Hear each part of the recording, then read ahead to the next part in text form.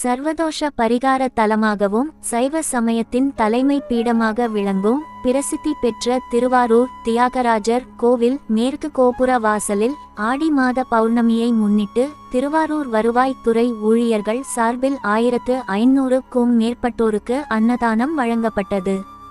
கடந்த 2013இல் இருந்து ஆண்டாள் பக்தர்கள் குழு என்கிற அமைப்பு பௌர்ணமி மற்றும் அமாவாசை தினங்களில் தமிழகம் முழுவதும் உள்ள ஆலயங்களில் அன்னதானம் கொடுத்து வருகிறது. இந்த நிலையில் ஆண்டாள் பக்தர்கள் குழு ஆடிமாத பௌர்ணமி தினத்தில் திருவாரூர் தியாகராஜர் கோவில் அன்னதானம் வழங்க கேட்டுக்கொண்டதற்கு இணங்க திருவாரூர் வருவாய்த்துறை ஊழியர்கள் 1500க்கும் மேற்பட்ட பக்தர்களுக்கு அன்னதானம் வழங்கினர். இதில் கோவிலுக்கு வந்திருந்த பக்தர்கள், பொதுமக்கள், கிரிவலம் வந்தவர்கள் என பலரும் உணவருந்தினர். முன்னதாக அன்னதான நிகழ்ச்சியை மாவட்ட வருவாய் அலுவலர் கலைவாணி, திருவாரூர் வருவாய் கோட்டாட்சியர் சௌமியா ஆகியோர் உணவு வழங்கி துவக்கி வைத்தனர்.